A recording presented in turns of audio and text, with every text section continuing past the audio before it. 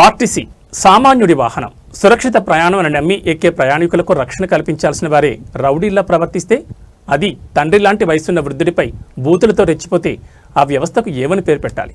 Punganur RTC డిపోకు చెందిన ఒక conductor ప్రవర్తన ఇప్పుడు సభ్య సమాజాన్ని తలదించుకునేలా చేస్తోంది.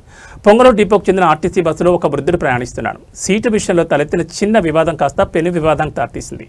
అది నా సీట్, నా రిజర్వేషన్ అంటూ ఆ వృద్ధుడు ప్రశ్నించడమే పాపమైపోయింది.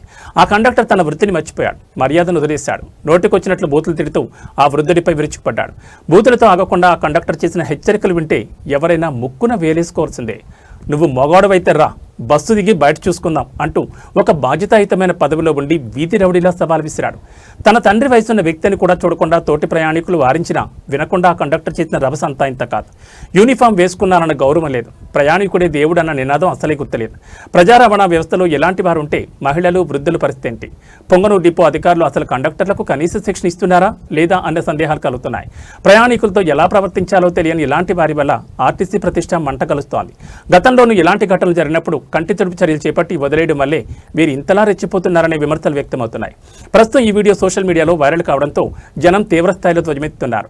సదరు కండక్టర్ను తక్షణమే సస్పెండ్ చేయాలని, ఆ వృద్ధుడికి బహిరంగ క్షమాపణ చెప్పాలని డిమాండ్ చేస్తున్నారు. ఆర్టీసీ ఉన్నతాధికారులు స్పందించి ఇలాంటి బూతుల కండక్టర్లపై కఠిన చర్యలు తీసుకోవాల్సిన అవసరం ఎంతైనా ఉంది.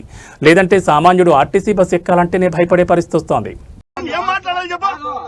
నీకు అభిమానం ఉంటే ఎవరైనా సీటు, నా సీట్ అదే, నా రిజర్వేషన్ సీట్ అదే, నా రిజర్వేషన్ సీట్ అదే. రారా మీ నాయనకి పుట్టింటే రారా కిందికి,